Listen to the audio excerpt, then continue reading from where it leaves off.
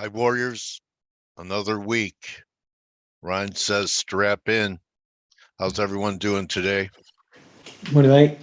Hey, how are you, Ryan? Alexander, Sinatra, Bran. I'm starting to cramp up holding up the silver market. So anyway, thank you for I hold up markets like Atlas holds the earth. Wow. I'm not in that kind of shape anymore, buddy. Anyway, good morning, team. How's everything going? Morning. Morning. Coach. Okay, so why don't we start off with the dollar?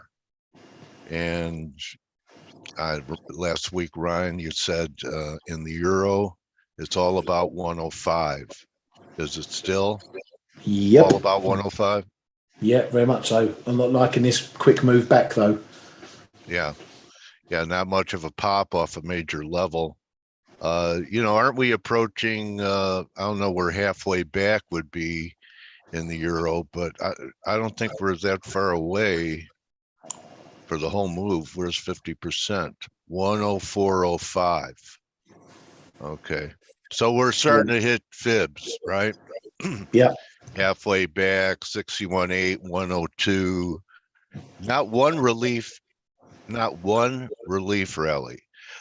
You remember I was talking about, when I was before we had retail FX and people traded currencies on the IMM, the rep was the best trending technical markets were FX. And, try and find a time where you get 12, 13 weeks in a row, all the same color. Look back. Even here, there were a couple interruptions, but this is pretty unusual, isn't it?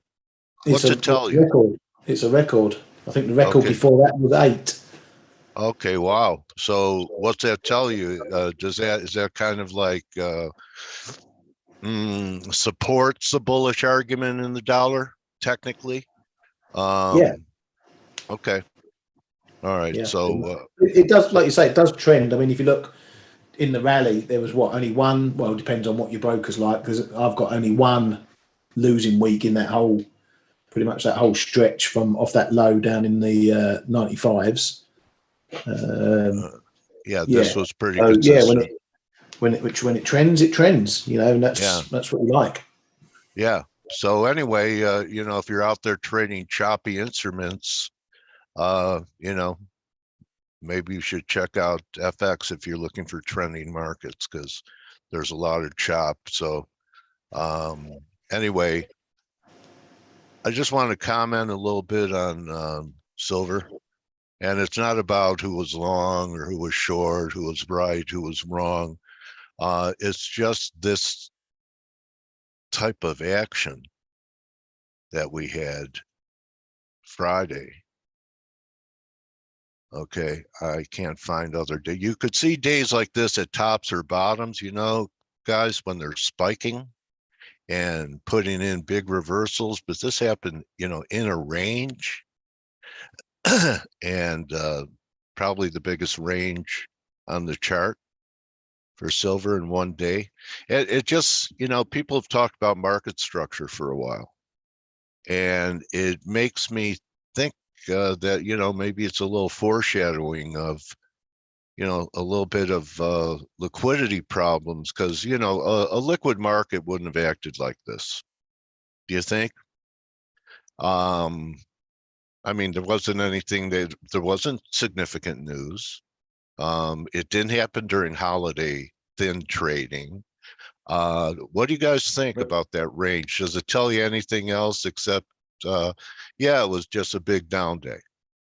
I was going to say on Friday that it was end of month and end of quarter, and there was definitely a lot of flows going through the market then. Okay. All right. Well, okay. So if there's a lot of flows, sure, we're a lot of air pockets with a lot of flows, no bids, So, to me, that's, kind of a one-sided market over what? The end of the month? I don't know. Anyway, Kman, you have a view on it if you're here? Hey there. Good morning. Good morning, Dale. Good morning, everybody. Welcome to October. No, Happy I Halloween. don't have any other explanation because we've been trying to figure out for quite a while if there is really end of month, end of quarter going on in the metals, and there's nothing like official. Well, official. There's not a lot of official fixings in in FX neither. By the way, they're not official anymore. But there's not a lot that tells us that there are metals fixings or end of month flows, and I'm pretty sure I've been really watching those metals on end of month that there is rebalancing going on, whatever anyone else can think of. So I mean, this is not the first month, not in this magnitude, but what's been very surprising is the morning rally, the morning really shooting up, and then this big reversal. It's a much less liquid market than gold, but being an ex market maker and trader in banks, that looked like one big spoof that moved up to 23.5. A spoof. Okay. Oh, that had really the looks of it, especially the speed things were going. There was nothing to stop it back from 20, what was it, 23 to up 2280, 90, 2350. I think 23.5. Yeah. There was no stopping it, and then all of a sudden bit falls out, and people pushing the other way around. So wild. Like, that move up looks like a bit of a spoof to me. Yeah, I don't know, but if you look at the overall move, it doesn't look too healthy right now, especially if you look at US yields and trying to break up the 10-year. We broke the trend line too, that it was trying to hold this one here. I think we're on. I mean, if nothing reverses the dollar this week, but because we have to mention this week there's a lot of data coming out, and especially there's a lot of jobs data coming out starting tomorrow for the whole week, and with the cherry on the pie being NFP, of course, on Friday. But so we are going to be really closely watching. But if there's nothing to hold this, this dollar wrecking ball looks to be here for a while. 50-week moving 1815. Yeah, there's something I've got something there as well, and then something in the that prior low just below the 1800s there as well. 17. So remember, I was talking about markets going to the March levels, kind of like a reset. I was looking for everything to do it, and closer here. Silver, it's still down here, but you know, maybe we're going to get that 2040, that $20 handle on silver here in the coming months. It's possible if there's nothing to reverse this this yield, and the real yields are rocketing as well, right?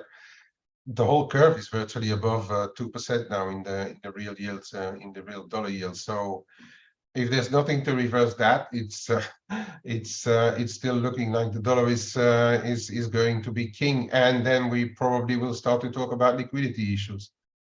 Okay.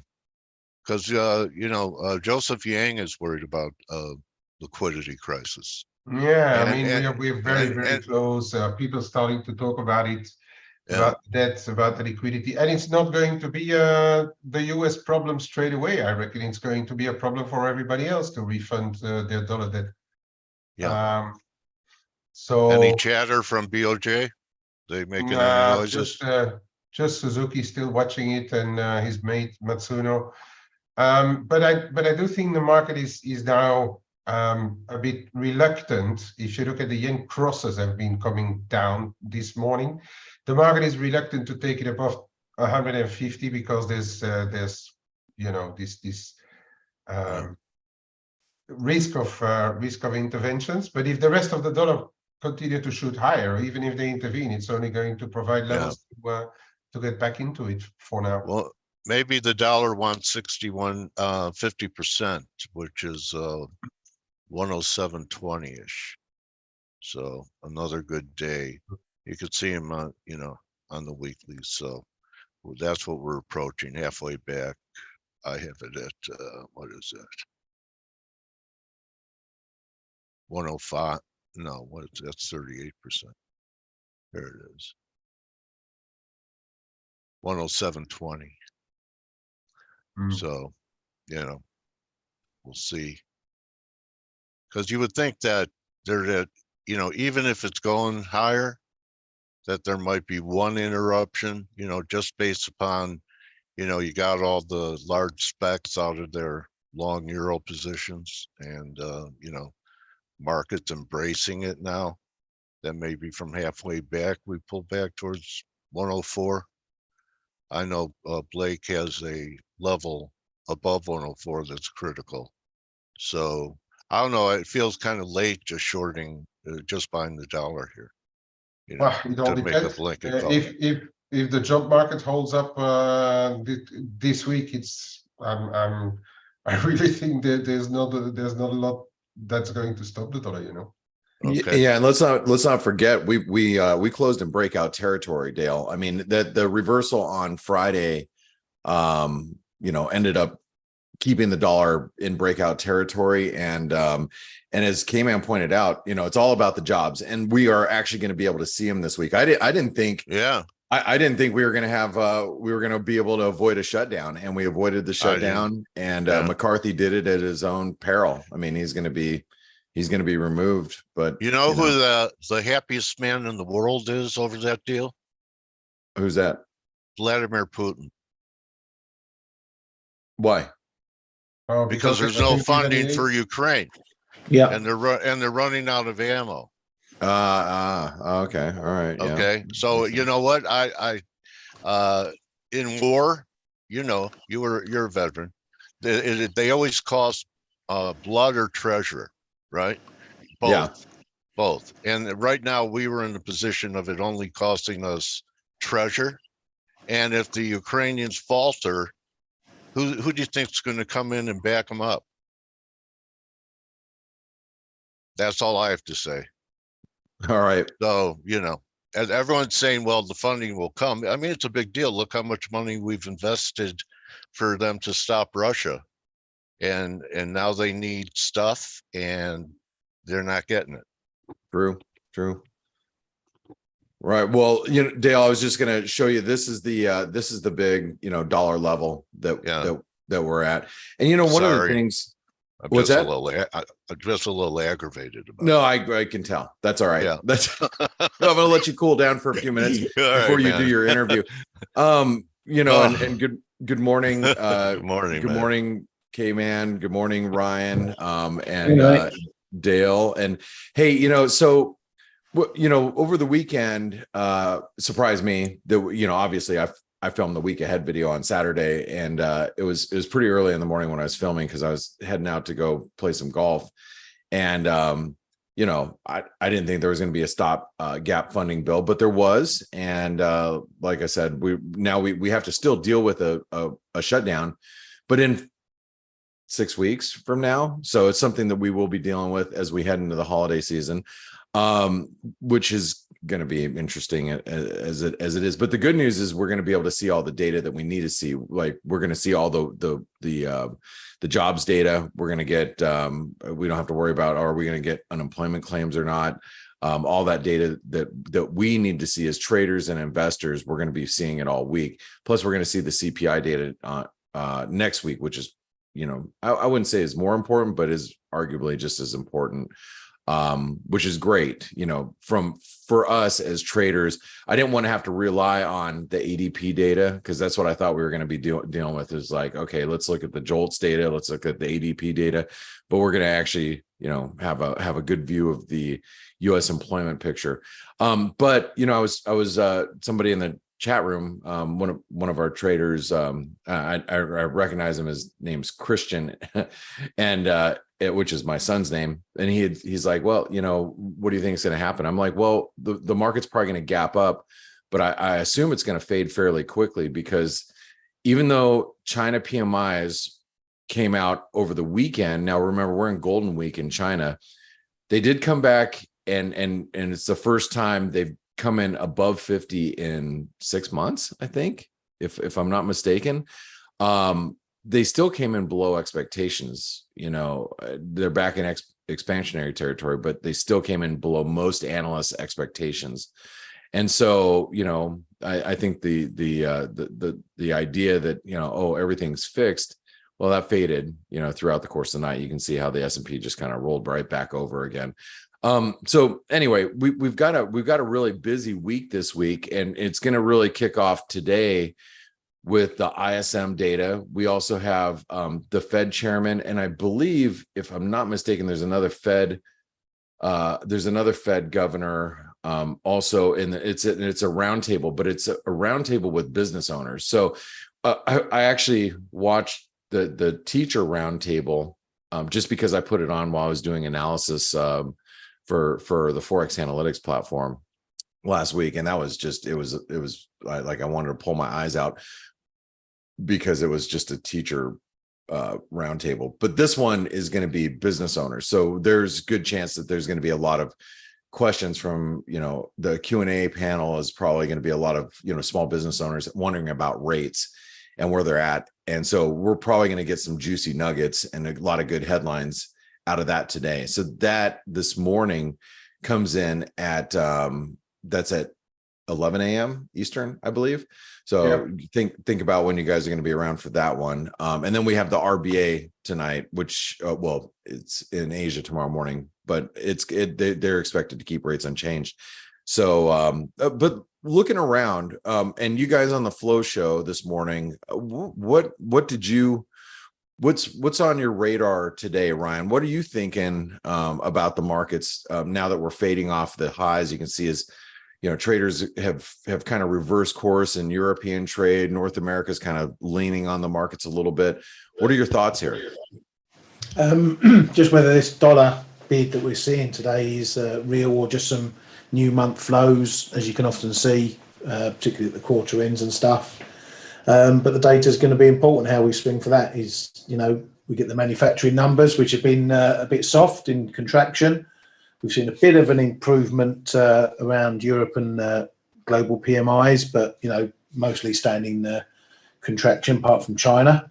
So yeah, keep an eye on the prices paid and the employment index, because that's all going to feed into thoughts for Friday's NFP.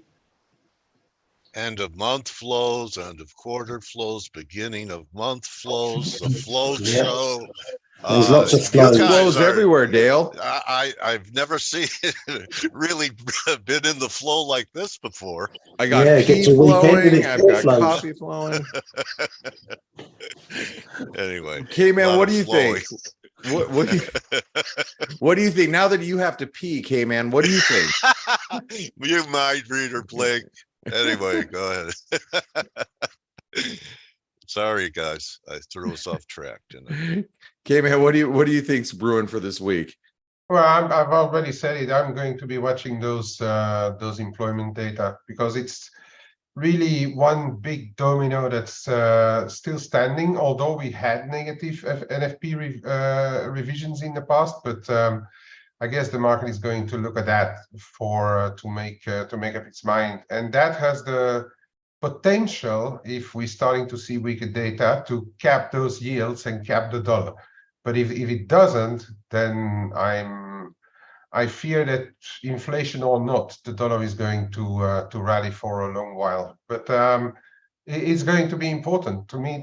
All those employment data are going to be very important.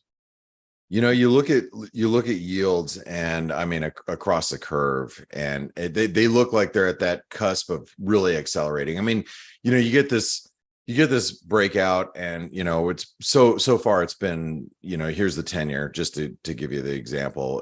It's been fairly manageable. It's been tidy and manageable. But what if you start to get an accelerated move? You know what I mean? Well, we are on the 127.2. I showed as well on the Flow show. If you look at it, next stop is 5%. Yeah, I mean, there's maybe a little bit going on in the high 480s, but not a lot. Yeah, I mean, it just looks like we're at the cusp of really, really taking off, which is scary. It's scary to think about that. But then again, the jobs market has the potential to stop it. Well, at least temporarily, because we still have And I haven't seen what exactly the plans are, but we still have US Treasury with their bond issuances all the time. So I think we are inches or days away from the big word, with liquidity crisis, and then all of a sudden the whole thing is, instead of a wrecking ball, becoming a horror show. Yeah, it's a great point. You know, and you look around at you know, fixed income, and you're like, God, when is the market going to decide? You know, I have options. I am gonna, you know, just, you know, buy some 2-year paper and capture 5%, and just say, you know, I don't care what happens for the rest of the year. I'm just going to go ahead and take that, you know. But there's, as you just mentioned, there's so much issuance out there, you know, so it's going to be interesting. And I have to point out, and I know I point this out a lot of times on, you know, I know we talk about it on like the Morning Edge and whatnot, but whoops, I want to grab a different subset. This is a global issue. It's not a US issue. Everybody like looks at the US treasuries and they're like, oh, what's up with treasuries? But if you look at boons, you look at gilts, you just look at, you know, across the globe, you know, yields are rising everywhere. So that's just something that, you know, for the most part, you just have to keep that in mind. It's not just a US issue. So we got Golden Week this week in Asia. So, you know, and that is affecting some markets. Japan's pull up that Nikkei. That it looks like it's rolling over, man. It's, you know, I'd argue it's just bull flagging, but I do think you have to get a little nervous if we actually do break down, because that's where a lot of people are parked, right? You have a lot of smart money saying, well, I don't want my money here or there in the other place, but I'll keep it in Japan. You know, what happens if that actually does, in fact, Dale, roll over? You know, we start a bear move in the Nikkei, like negate the breakout, end up creating a US dollar yen decline and a yen rally based upon, you know, maybe just I would say historically you would see that, like but I don't know. I mean, this Kman's very well, you know, pointed out, you know, the yen's on its own program right now, and there's not a lot that the Japanese you know, officials, whether BOJ or the Ministry of Finance, have done or looks like they will do in the near term. So I don't know if that correlation is going to stay true, that historical correlation of, you know, Nikkei sells off, yen catches a bid. I don't know. It's a very fragile correlation. And I really thought with higher yields that the correlation would actually, and I think I said it at the start of this year. I said with the higher yields, we may see a return of the risk correlation and the yen, and absolutely nothing going on. I think Ueda and Kishida are taking care of the yen on to keep it a short trade right now. I'm not even sure if the Nikkei breaks down that the yen is going to rally for a long time. Perhaps, who knows? But you know, it's always a case of when is the fatal the drop that makes the bucket spill over, right? We had it the same thing on the S&P. Perhaps something is brewing in the Nikkei as well, but I really wouldn't trade the yen on the back of it right now. That's what I mean. Yeah, it's definitely not a risk currency at this point. But you're right, Kman. It's, you know, it's what's the straw that breaks the camel's back, or the you know, as you pointed out with the bucket of water. You know, so it's like, it's funny. You think about these things, and then all of a sudden the market says, "Oh yeah, that does matter." And like where were you for like the last 6 months? You didn't care, and then all of a sudden today you care. And the markets are fickle like that sometimes, but you're right. It sure doesn't seem like that is the case right now. So okay, let me just kind of go through a couple of different currencies here for you guys, and then, you know, we can. I know you talked a little bit about precious metals, and I actually played gold to the long side. At the end of the week last week, I got out because I was just taking some profits across the board. But I was surprised when I woke up this morning, gold was actually breaking down. Silver finally cleared that support. I was actually surprised to see that. Not so much that that they weren't, you know, that we didn't see some continuation. But Dale, as you pointed out, that was some pretty big moves on Friday. with Yeah. those reversals. I was pretty astonished by those moves. But maybe that gives the silver that opportunity to get down to that level we talked about, right? Exactly. So, yeah, but looking around at currency, so let's just take a real quick look around, knowing that the euro is below the breakdown point right here, and we really have to watch this this support, because we do have a 50% retracement, as Dale, you said, at 104.05. Yeah. But we kind of put in a false breakdown last week, but you can see we can't get our head back above 106. So we really got to take out 106.20 in order for the euro to get some sort of recovery. And that doesn't seem to be the case right now. The sterling still trading below the breakdown point. I think, whoops, I didn't want to move that. So let me just fix that. The breakdown point right here, which is this green line, you can see right there. We're just consolidating.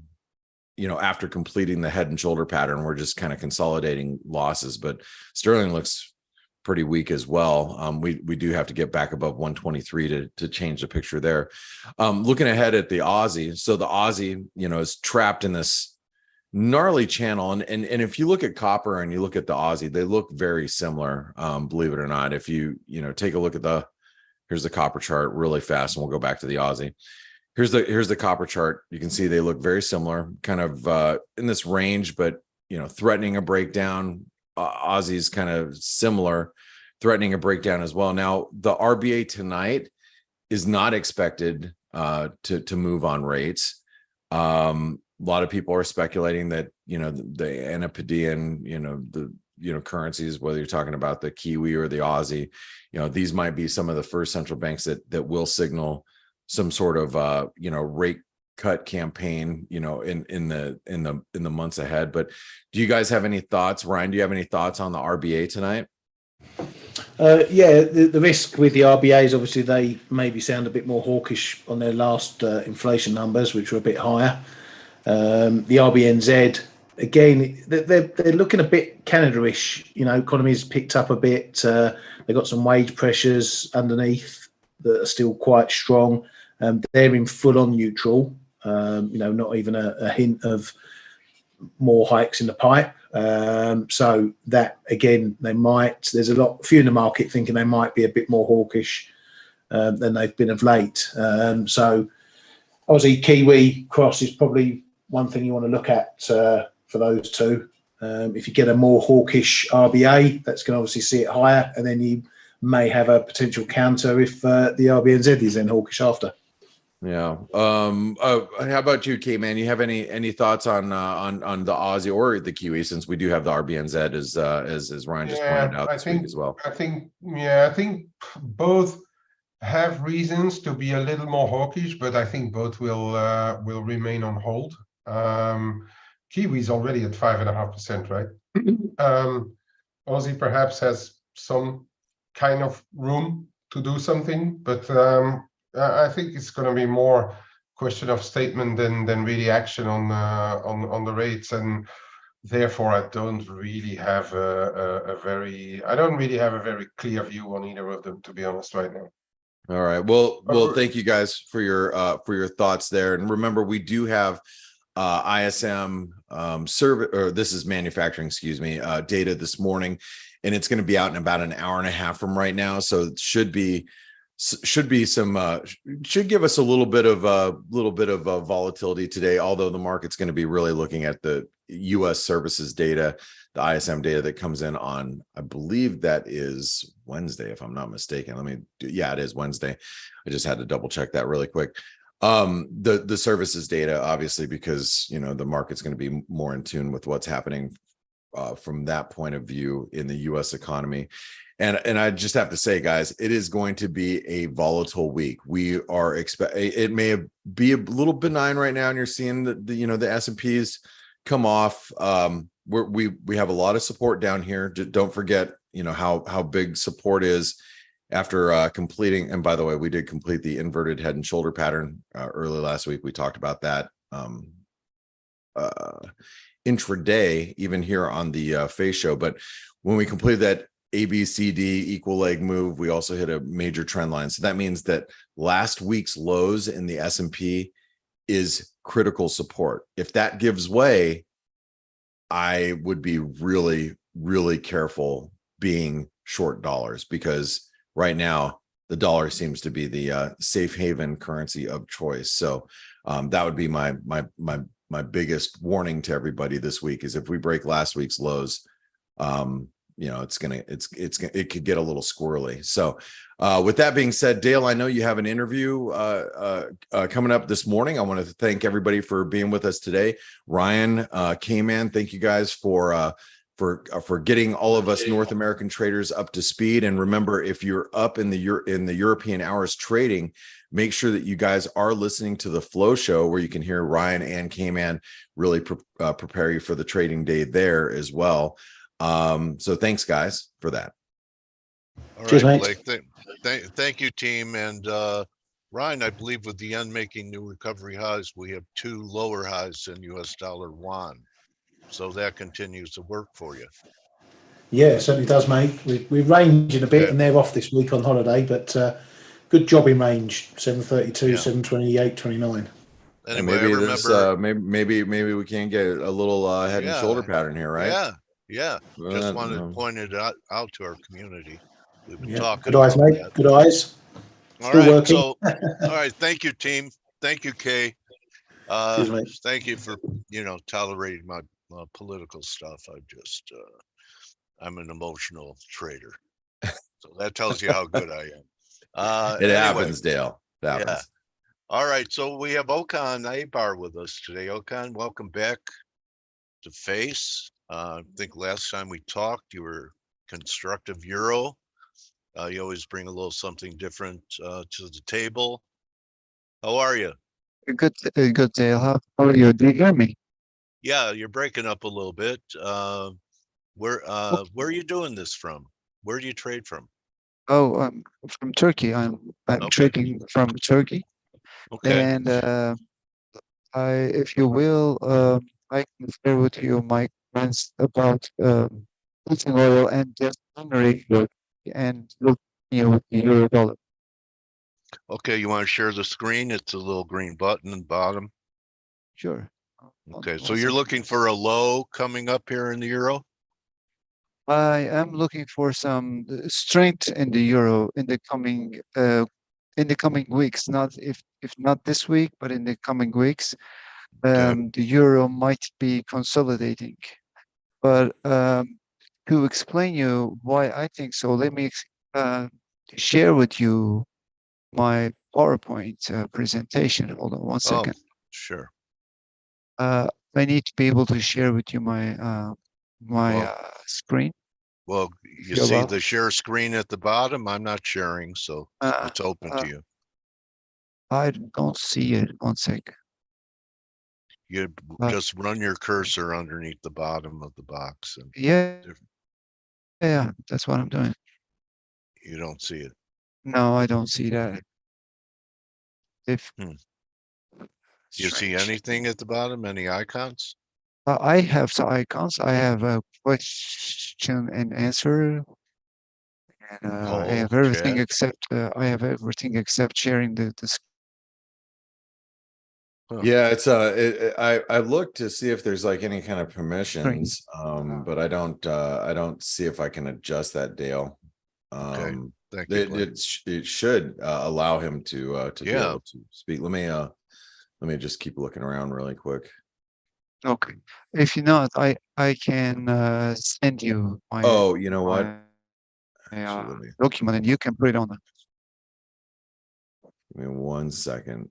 Let me see here. Okay. Interesting. I can't find him in the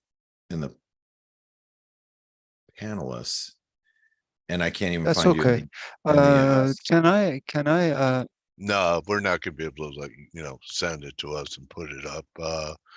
I think that the best course of action probably would be to reschedule.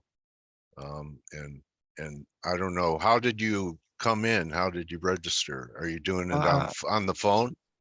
No, on the computer. Huh.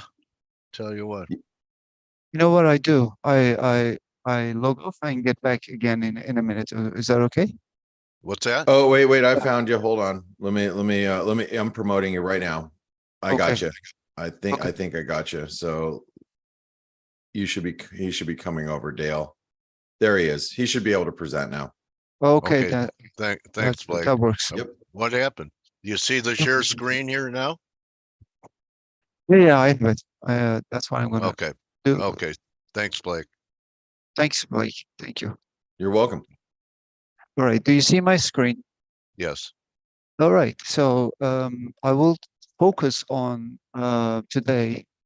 My contribution will focus on the gasoline and heating oil ratio. All right, and which means you divide the gasoline price by the heating oil ratio, and that's what I am trading.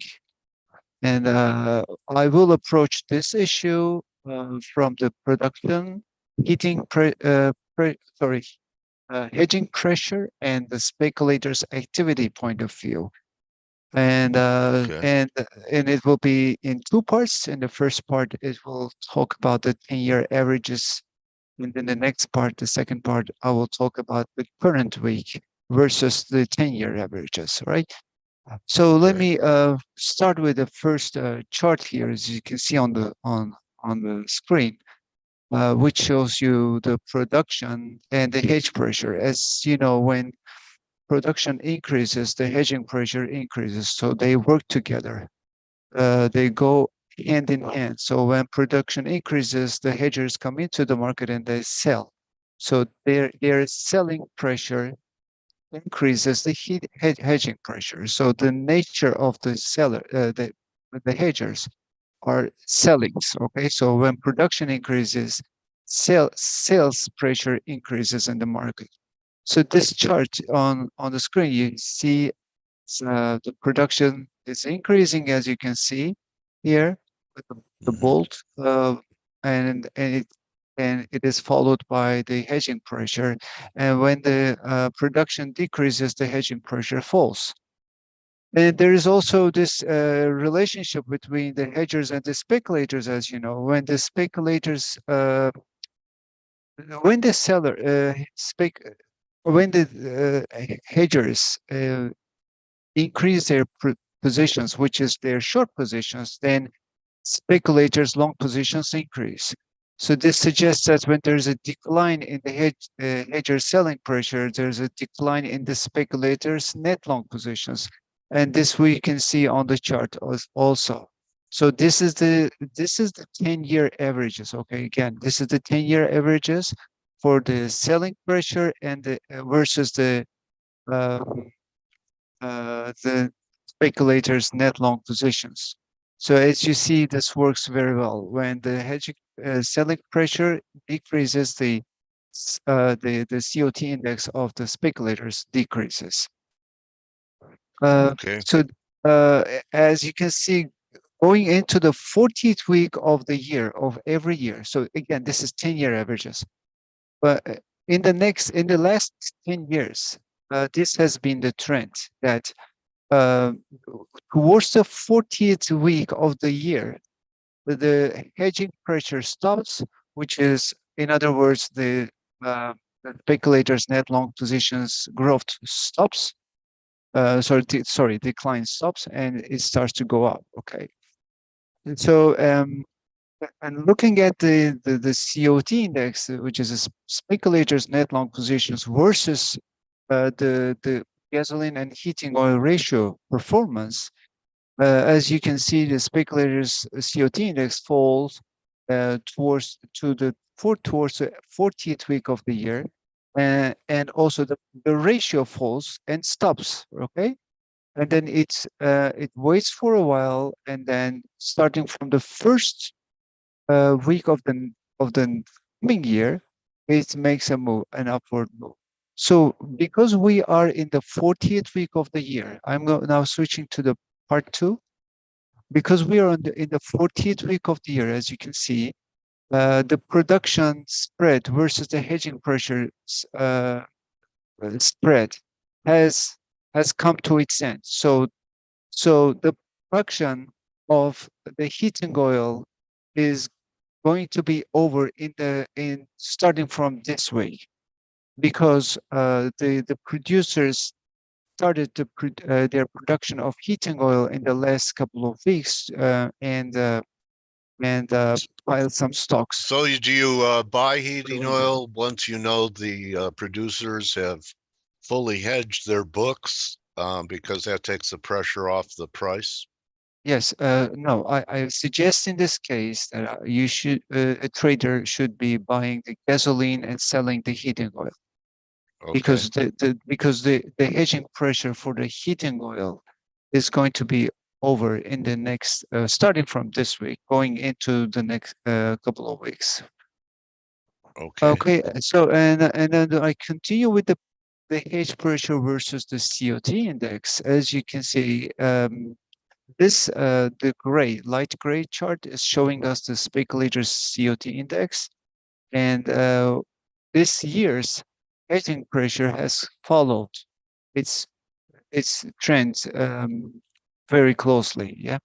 So this brings us to speculator's COT index again, which is on its rise, which should be rising in the next few weeks. Then this suggests that the gasoline and heating oil ratio may be increasing in the coming weeks. And when I look at the probability, I see that this gray columns is showing us how many times of the year of each year this ratio has increased. I see that starting from the 40th week of the year, there's a 60% chance that for every week, every coming week, starting from this week into the March 2024, there's a 60% probability that this ratio is going to increase. So my suggestion, and maybe the market participants' preference, will be to purchase gasoline and sell heating oil. Yeah, so And that's a little bit counterintuitive based upon seasonal demand is probably peaked for driving, right? The summer's over and begins to pick up for heating oil as fall and winter set in. So it's yeah, counterintuitive. exactly. So that's very counter because during the winter, the refineries produce gasoline for the coming summer, and Yeah, during the summer, the refineries produce heating oil for the coming winter. That's why okay. that's very counter. Is there a name to this spread? You know, if you're an energy trader, there are crack spreads and This is definitely not a crack spread because crude oil is not involved. This is a spread between two products. So okay. I just call it as a gasoline heating oil spread. So are you positioned for this now, or are you looking to become I, positioned? I am looking to become positions in the next starting from this week ahead Okay. into the next couple of weeks. I will start to build some long positions on the gasoline heating oil ratio. Anything you're seeing And, with the big sell-off in the precious metal arena?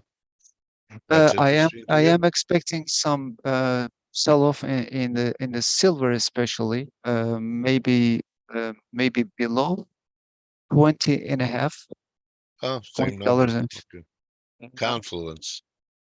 Yeah, I've yes, been talking that number from when it was 25 a month ago. yes, Okay. Do you want people to follow you? Are you yeah, sure, interested in? Okay. sure. So, you know, we still have some more time. If there's anything you want to, Yes, anything else you want to share? sure. I would like to share with me the second page of my Okay. contribution, where you see the euro dollar versus the 10 years to 10 years treasury bond yields. Yeah. Okay. Okay. The interesting thing here is that the 2-year rates is above 5 and 5.1%. Okay, that's really high. It's really high compared to the expectations of the break-evens. So and now if you look at the economic data, if you make a comparison between the economic data today and 2 quarters ago, you see that economic activity in the US is finally starting to cool off, right? So the economic data have started to be mixed. That is, the economic data is not as strong as it has been in the last 2 quarters. So this suggests that the rates are going to start to come down, while the 2-10 years ratio, the 2-10 years